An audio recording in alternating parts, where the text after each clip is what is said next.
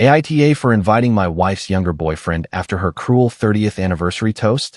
I'm Brandon, 56, and for 30 years I was Corinne's husband in the ordinary way people imagine a long marriage survives.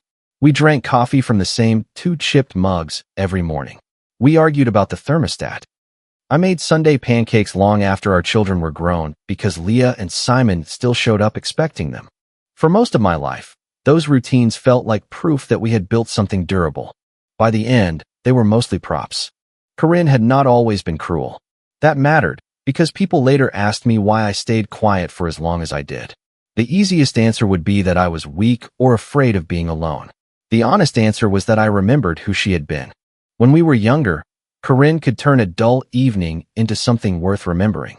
She would decide at 9 p.m. that we needed milkshakes, then come home with a pie because she had talked to a stranger in line who recommended it. She sang badly while cooking and laughed harder when the kids begged her to stop. She was bright, impulsive, funny, and impossible to ignore. I loved the sharpness in her. I did not notice when that sharpness stopped being playful and started being aimed at me. The first jokes were easy to dismiss. At a dinner with friends, she called me the old man because I wanted to leave before midnight. Everyone laughed, including me. At another gathering, she said I planned vacations like military operations because I had printed the reservations. Again, everyone laughed. Then, organized became predictable. Predictable became boring. Boring became emotionally absent. Whenever I told her a joke had gone too far, she tilted her head and gave me the same wounded expression. Relax, Brandon. You used to have a sense of humor. I did, I told her once. I just didn't know I was supposed to be the joke every time. She rolled her eyes and walked away. That was how most serious conversations ended during the last 2 years of our marriage. Corinne would make a cutting remark. I would object without raising my voice, and she would act as if my reaction proved the remark correct. She began talking about feeling invisible and wanting more from life. Those were reasonable things to discuss. I tried. I suggested trips, dinners, counseling, new routines, fewer routines. She dismissed every idea as something I was doing because she had forced me. You don't actually want any of that, she said one night while wiping down the kitchen counter. You just want the problem to go away. I want us to stop treating each other like a problem. That sounds nice, she said. It also sounds rehearsed. It was impossible to reach someone who had already decided every effort was evidence against you. Leah noticed the tension before Simon did. She was 28 and careful with her words, the kind of person who could ask a hard question without making it sound like an accusation. One Sunday, while Corinne was out getting what she called coffee with Paula, Leah stayed behind after breakfast. Dad, Mom says you two barely talk anymore. I was loading plates into the dishwasher. We talk. She says you don't listen. I shut the dishwasher and looked at her. Did she tell you what I'm not listening to? Leah hesitated. Mostly that she feels trapped. That word stayed with me. Trapped. We had no rules keeping her home. She went out when she wanted. She spent money without asking. She traveled with friends. She had her own social life, her own passwords, her own choices. The only thing she was trapped by was the expectation that a married person should be honest with the person they married. But I did not say that to Leah. I said, your mother and I are having problems. You don't need to mediate them. I'm not trying to. I know. Just be careful when one person gives you a complete story about a conflict that involves two people. She looked uncomfortable, and I hated that I had put even that much on her. I changed the subject and packed pancakes into a container for her to take home. Simon was different. At 25, he still believed directness solved most things. A few weeks later, he called me after Corinne told him I had checked out of the marriage. Why don't you just tell Mom what you want? He asked. I have. And she tells me I only want it because she asked. That doesn't make sense. No, I said. It doesn't. He sighed. You sound so cold about it. That hurt more than I let him hear. I'm trying not to make you responsible for my anger. He went quiet, then said, maybe she's right that you don't say enough. After the call, I sat at the kitchen table with one of our chipped mugs in front of me. The coffee had gone cold. Corinne's mug was in the sink with a lipstick mark on the rim. I remember thinking that silence was costing me, but speaking without proof would cost me more. At that point, I did not know about Julian. I only knew that small things had stopped adding up. Corinne changed the password on her phone after using the same 4 digits for years. That alone meant nothing. People change passwords. She started dressing carefully for ordinary errands. That also meant nothing. People were allowed to care about their appearance. She began taking more ride shares, even when she had access to a car. She said parking was stressful. She started making comments about separate finances. She framed it as empowerment. I think every woman should have money that is completely her own, she said. I agree. She blinked, almost disappointed that I had not argued. We should both have personal accounts, I continued, but shared money should still be transparent. There you go, she said. You always have to add a condition. Transparency isn't a condition. It's the point. She called me controlling and went upstairs. The first clue I could not dismiss appeared on our shared family calendar. Corinne had made the reservation for our 30th anniversary dinner. She chose a private room at a restaurant we had used for birthdays and graduations. The calendar notification listed 11 guests. I counted the people she said she had invited. The two of us, Leah, Simon, Victor, Paula, and 4 longtime friends. 10. When I asked about the extra guest, she did not even look up from her phone. Probably a glitch. Reservations don't usually invent people. Maybe someone has a +1. Who? She finally looked at me. Why are you interrogating me over a guest count? I let it go. 2 days later, I reviewed the joint credit card statement because a payment had posted incorrectly. Among the ordinary charges were 3 ride shares, a restaurant charge, and a hotel bar charge. The restaurant charge was from a night Corinne told me she had been with Leah. I called Leah the next afternoon. Were you with your mother last Thursday? No. What? She said you two had dinner. Leah paused. Maybe she meant the week before. Maybe. Dad, what's going on? I'm checking something. Don't call her about it. That made Leah nervous. You're not following her, are you? No. You're not going through her phone? No. Then what are you checking? A charge on an account with my name on it. She exhaled. Okay. I could hear the concern in her voice, but I did not want to drag her further into it. That evening, I called Victor. Victor had been my closest friend for most of my adult life. He was 57, blunt, practical, and almost impossible to shock. When I told him about the reservation count and the charges, he did not tell me I was imagining things. He also did not tell me to confront Corinne. Do you have proof of anything? He asked. I have inconsistencies. That's not proof. I know. Then don't accuse her yet. You think I should just sit here? I think you should stop confusing action with noise. I rubbed my forehead. That sounds like something printed on a mug. Then put it on the one she hasn't chipped. Despite myself, I laughed. Victor's tone changed. Listen to me. If she wants you angry, don't give her anger. If she wants you messy, be documented. Shared statements. Shared calendar. Facts you are legally entitled to see. Nothing else. What if I find out I'm wrong? Then you'll be relieved. And if I'm right? Then you protect your money and your name before your feelings catch up. A few days later, another piece fell into place. Our home security camera recorded a car pulling up near the side of the house at 7:14 p.m. Corinne had told me Paula was picking her up for dinner. The camera angle did not show the driver clearly, but it showed Corinne walking to the passenger side of a dark sedan I had never seen before. When she came home after midnight, I was reading in the living room. How was Paula? I asked. Fine. What did you two eat? She took off one earring. Why? Conversation. Pasta. Paula had a severe gluten intolerance. That did not prove anything, but the answer came too quickly.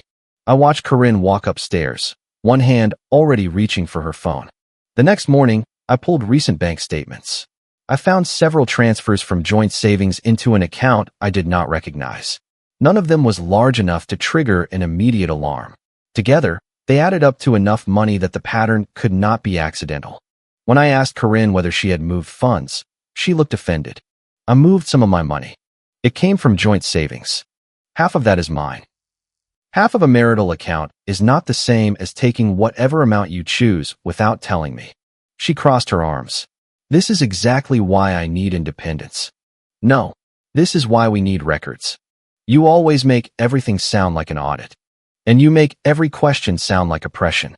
For a moment, neither of us spoke. Then she smiled in a way that made me uneasy. Maybe people would understand me better if they saw how you talked to me. At the time, I thought it was another insult. Later, I understood it was a warning.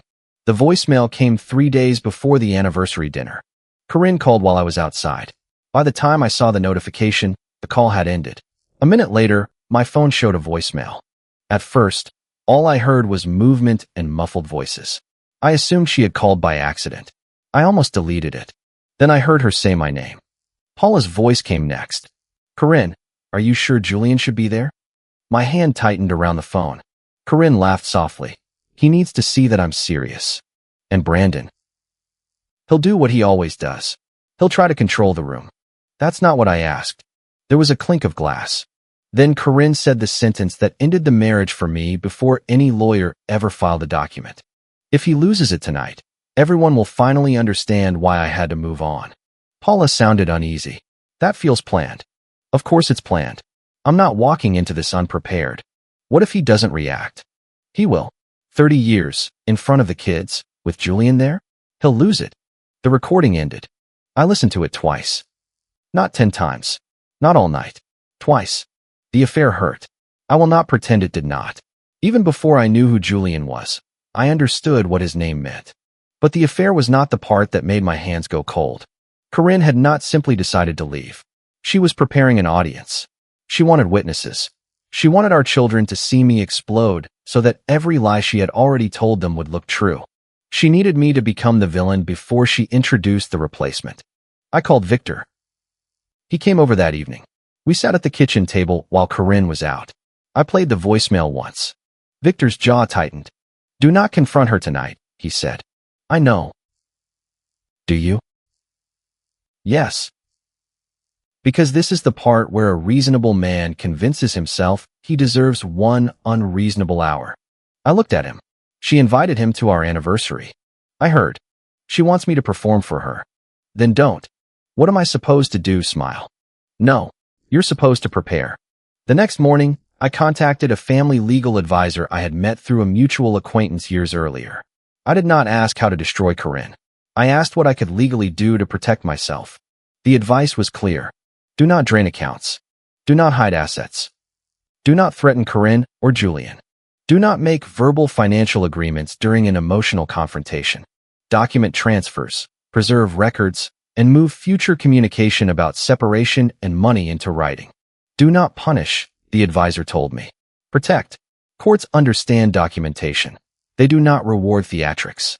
That sentence gave me something solid to stand on. Over the next 2 days, I gathered only what mattered. I printed the bank statements showing the transfers. I printed the joint credit card charges and highlighted the dates that contradicted Corinne's explanations. I printed the reservation confirmation showing an 11th guest added under the name Julian. I saved the voicemail in more than one secure place and had a transcript prepared. I included the legal separation notice that had been drafted after my consultation. There were other details I could have used. Boutique purchases, spa appointments, separate streaming subscriptions, more restaurant charges than I cared to count, personal expenses that showed she had been living one life at home and another outside it. I left most of them out. I did not need to bury her under paper. I only needed enough truth to stop her from burying me. The morning of our anniversary dinner, Corinne stood at the kitchen counter drinking coffee from her chipped mug as if nothing had changed. Are you wearing the navy jacket tonight? She asked. I haven't decided. It looks better than the gray one. Then I'll wear the navy one. She studied me over the rim of her cup. You seem calm. Shouldn't I be? It's a big night. Apparently. For half a second, something flickered in her expression. Suspicion, maybe. Then it was gone. She spent most of the afternoon getting ready. When she came downstairs, she looked elegant and carefully composed. Her hair was styled, her makeup understated, her dress new. You look nice, I said. She searched my face for sarcasm and found none. Thank you. I wore the navy jacket. The envelope stayed inside it. When we arrived, everyone was already there except the 11th guest. Leah hugged us both. Simon shook my hand, then pulled me into a quick embrace. Victor gave me a small nod that no one else noticed. Paula avoided my eyes. That told me more than anything she could have said. The table had been arranged so Corinne and I sat where everyone could see us. She had placed herself slightly closer to the center of the room. My chair faced the door. She wanted me to see Julian arrive. She checked the time twice before the appetizers came. The conversation was strained but polite. One friend told a story about our 10th anniversary. Leah joked about my pancakes. Simon complained that I still refused to share the exact recipe. It's flour, eggs, milk, and stubbornness, Corinne said. Everyone laughed. For a moment, the sound hit me with the memory of happier dinners. I looked at her and saw flashes of the woman I had loved. Not enough to change my decision, but enough to make it hurt. That was the hardest part. People imagine that once betrayal is proven, love disappears cleanly. It does not. Love can remain after trust has died. It just has nowhere safe to go. After the main course, Corinne tapped her glass with a spoon. The room quieted.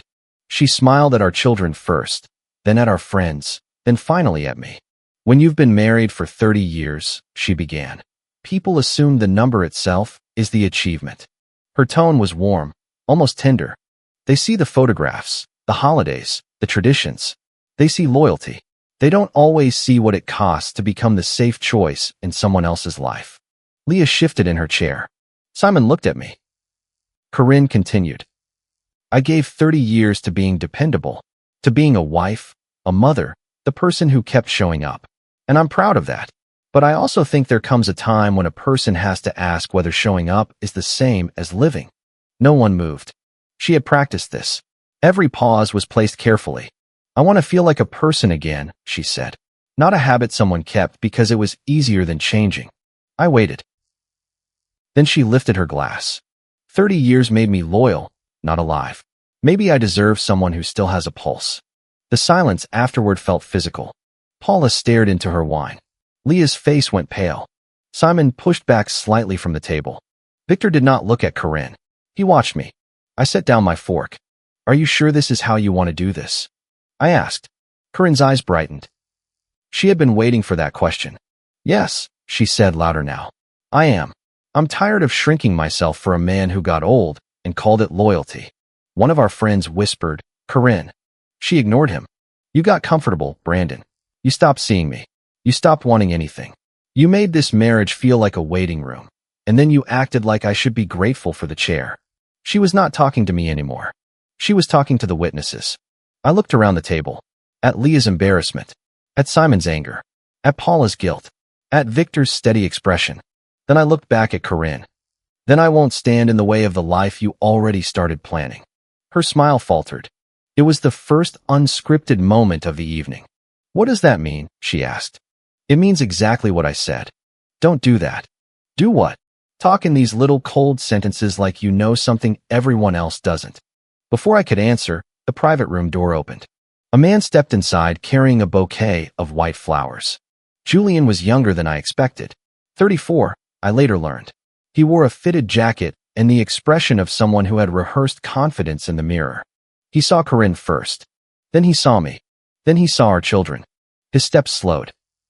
Corinne, he said. No one spoke. The flowers looked ridiculous in his hands. Corinne stood too quickly, bumping the table. You came.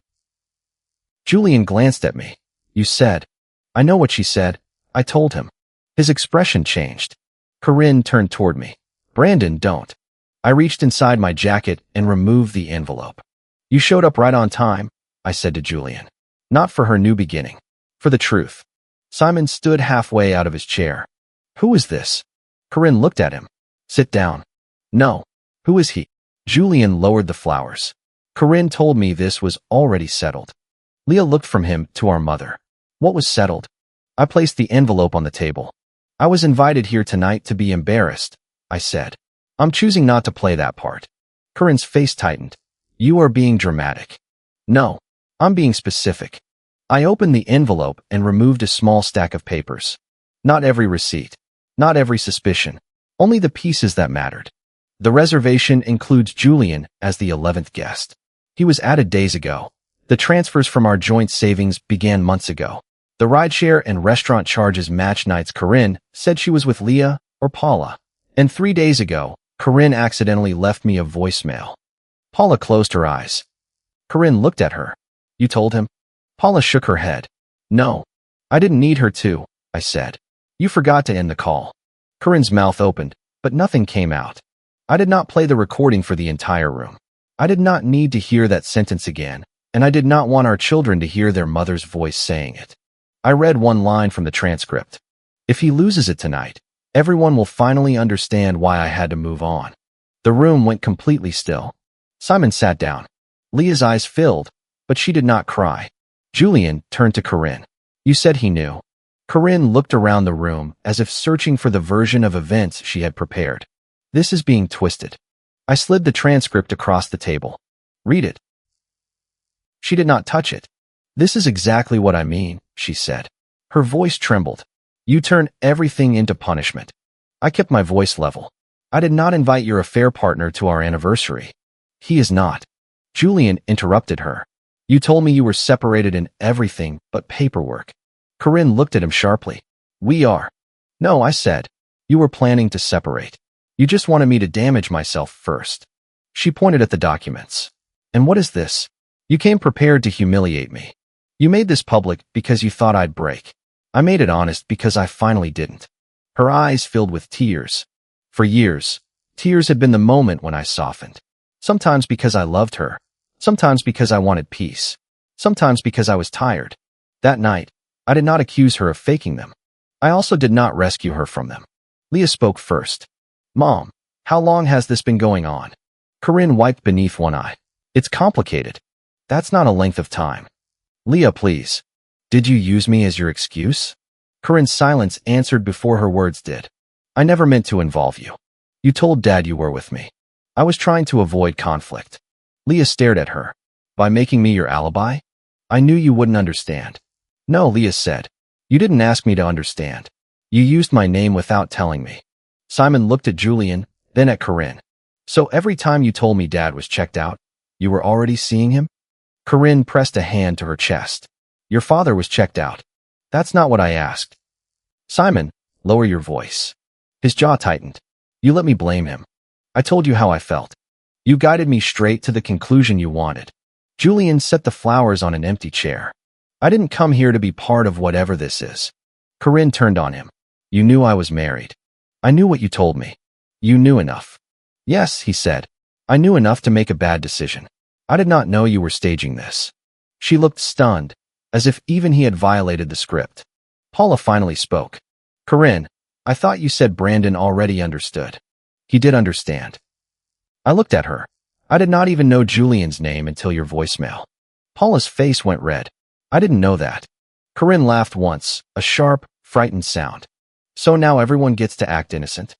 No one here is innocent, I said. But only one person invited all of us into a trap. She turned to me. You want them to hate me? No. That is exactly what you want. I want them to stop believing things you said about me that were designed to excuse this. You were emotionally absent. You were lying. You were cold. I was careful. You stopped fighting for us. I stopped performing. She shook her head. You think because you have papers, you own the truth. No. The facts exist whether I print them or not. I removed the final document from the envelope. This is a legal separation notice. It was prepared after I got advice. It is not a threat, and it does not decide everything tonight. It means that from now on, money, property, and separation will be handled in writing. Corinne stared at the document. You filed behind my back? I prepared after discovering you had already moved money behind mine.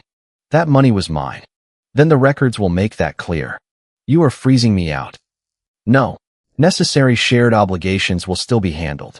Personal spending will be addressed through counsel. She looked at the faces around the table and realized the room had changed. Not everyone was on my side. That was not what I wanted. They were simply no longer inside her version of the story. Corinne's shoulders dropped. I was trying to find a way to be happy, she said. I believe that part. The tragedy was that she had convinced herself my destruction was a necessary step toward her happiness. You could have left, I said. You could have told me the truth. You did not need me to become dangerous so you could feel justified. I was scared of how you would react. You planned my reaction before giving me a chance to have one. She looked down at the table. Julian took a step toward the door. Corinne reached for him. Don't leave. He pulled his arm back. You told me he refused to accept the marriage was over. He would have. You don't know that. I know him. I almost laughed. After 30 years, she knew my routines, my patience, my habits, and the exact brand of coffee I bought. She did not know what I would do when I stopped protecting her. Julian glanced at me. "I'm not asking you to forgive me," he said. "I wasn't planning to." He nodded once. That was the only exchange we needed. He left the flowers behind. Corinne sank into her chair. One of our friends began to say something about everyone calming down. I held up a hand. "There will not be a debate tonight." I looked at Leah and Simon. "I am sorry you were brought into this." Simon's eyes were wet, and that nearly undid me. "Dad, why didn't you say something?" "Because until I had facts, anything I said would have made you choose which parent to believe. You should have trusted us." "I should have trusted you with the truth sooner," I said. "But I was trying not to make you carry it." Leah folded her arms tightly. "We were carrying it anyway. We just didn't know." She was right. Silence had not protected them. It had only made Corinne's story easier to hear.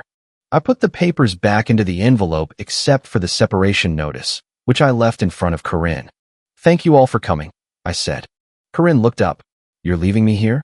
"The next conversation will be in writing. You can't just walk out."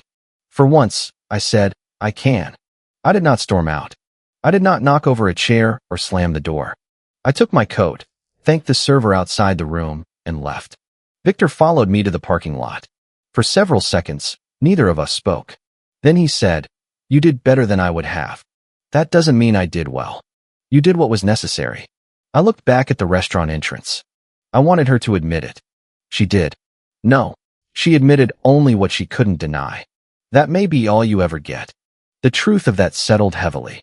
Victor offered to drive me, but I wanted my own car. I sat behind the wheel for a long time before starting it. My hands shook after it was over. That is another thing people misunderstand about control. It is not the absence of emotion. It is emotion postponed until it cannot be used against you. I went home to a quiet house. Corinne did not return that night. I did not call her. The next morning, I woke before sunrise and went to the kitchen out of habit. I took my chipped mug from the cabinet, then reached automatically for hers. I stopped with my hand on the handle. For 30 years, I had poured 2 cups. That morning, I poured one. Then I opened my laptop and wrote an email. I kept it plain. All communication about separation, assets, and financial decisions would be in writing. No personal expenses outside necessary shared obligations would be charged to joint accounts unless counsel advised otherwise. Neither of us would use Leah or Simon as messengers. Neither of us would make financial threats.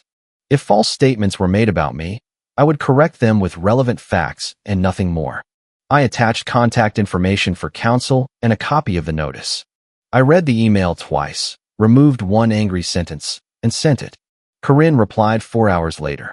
Her message was long. She said I had ambushed her. She said I had made her feel unsafe. She said I had cared more about proving a point than saving the marriage. At the end, she wrote, "I hope someday you understand that I needed to feel alive." I responded with 3 sentences. "You were free to leave. You were not free to move marital money in secret or use our children as cover. Future communication about separation will be in writing." She called 6 times. I did not answer. That afternoon, Leah came over. She stood in the kitchen and stared at the 2 mugs. "I used to think you two would be annoying each other at 90, she said. "So did I." She sat at the table. "I'm sorry." "For what?" "For believing her without asking you. You believed your mother was unhappy. She was. That's not all I believed." I sat across from her. "She told me you monitored her spending, that you wanted to know where she was all the time, that she had to hide things because you made every choice difficult." I reviewed joint accounts. I asked questions when explanations stopped matching. She made it sound worse. "I know." Leah wiped at her eyes. "I don't want to choose sides. I'm not asking you to hate your mother. I'm asking you not to help anyone lie about me." She nodded. Then she told me about 2 other nights when Corinne had claimed they were together. Leah had assumed her mother was using her as a harmless excuse to avoid a social event with me. "I should have asked," she said. "You did not know what the excuse was covering." "That doesn't make it feel better." "No," I said. "It doesn't." Simon came over that evening. He paced the living room before finally sitting down. "I want to break something," he said. "Don't." "I'm not going to." "Good." He looked at me. "Were you ever going to tell us?" "Yes." "When?" when I could do it without guessing. He rubbed both hands over his face. She kept saying you didn't care. And every time you stayed calm, it made her sound right. I know. I thought you were just done with all of us. That sentence hurt worse than anything said at the dinner. I was never done with you. You acted like nothing touched you. It touched me. I just did not want my anger to become the only thing anyone remembered. He looked down. I'm sorry I judged you. You were given a version of events by someone you trusted. I still should have asked. Then ask now. He did. He asked when I first became suspicious, why I had not confronted Julian, whether I still loved Corinne, and what would happen next. I answered honestly. Yes, part of me still loved the person she had been. No, I did not plan to reconcile. No, I did not know how the legal process would end. Yes, I was angry. No, anger did not give me permission to behave recklessly. Before he left, Simon stood in the doorway. Do you want me to stop talking to her? No. He looked surprised. She is your mother, I said. Your relationship with her is yours. Just don't let either of us make you a weapon. He nodded slowly. Dad, yeah. I'm glad you didn't hit him. So am I. The fallout did not arrive all at once. It unfolded through smaller consequences. Paula called me 2 days later. She apologized for knowing about Julian and saying nothing. I thought Corinne had told you, she said. She said you two had agreed to live separate lives until the finances were sorted. We had no such agreement. I know that now. Did you know she was moving money? No. Did you know she was using Leah as an alibi? No. Did you know she invited Julian to provoke me? Paula hesitated. I knew she wanted him there. I did not understand why until the voicemail. You asked her if it was a good idea. I should have pushed harder. Yes. She accepted that without arguing. I'm stepping back from her, Paula said. Not because you asked me to. Because she made me part of something I did not consent to. That's between you and her. I just wanted you to know. Julian stopped responding to Corinne within a week. I did not learn that from him. Corinne told Leah, who later told me only because it affected the separation discussions.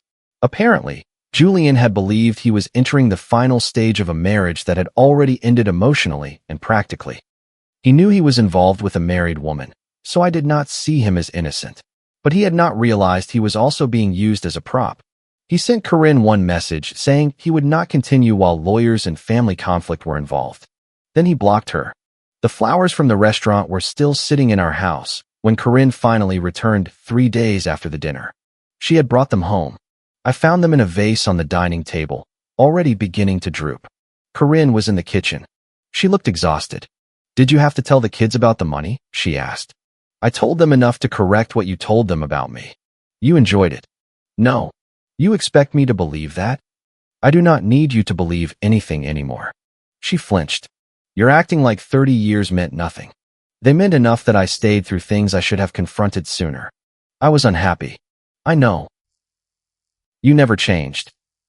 I tried. Only after I begged. You rejected every effort because accepting one would have interfered with the story that I did nothing. She stared at me. You think you're so reasonable. No. I think I'm done arguing verbally. She looked around the kitchen. What happens now? Council will work through it. This is my home too. I know. You can't make me leave. I know. You can't cut me off. I know. The repetition seemed to unsettle her more than an argument would have. I was not threatening to throw her out, freeze her accounts, or take everything. I was refusing to give her a dramatic claim she could use. She leaned against the counter. Julian won't speak to me. I said nothing. He says I lied to him. You did. You don't have to sound pleased. I'm not pleased. Then what are you? Tired. For the first time since the dinner, her expression lost its performance. I didn't think it would happen like this, she said. You planned exactly how you wanted it to happen. I planned to tell you. You planned to provoke me. I was scared. You were strategic. Those are not opposites. That was true. Fear can make people strategic. It does not make every strategy acceptable. She started crying again, but this time the tears were quieter. I don't know who I am anymore. I wanted to comfort her. That instinct surprised and angered me. After everything, some part of my body still recognized her pain and moved toward it. I stayed where I was. I hope you figure that out, I said. But you cannot use me as the explanation for everything you chose. She went upstairs. The legal separation moved slowly, as legal processes do. There was no magical hearing where a judge praised my restraint and handed me victory. There were documents, disclosures, account reviews, difficult conversations, and expenses neither of us wanted. The transfers from savings were identified and included in the financial accounting. Corinne was not left destitute, nor was that my goal. She simply did not get to treat the transferred money as invisible. Personal charges were separated from necessary, shared obligations. Communication remained in writing. Whenever she tried to restart an emotional argument by phone, I replied by email with the specific issue that needed resolution. At first, she called that cold.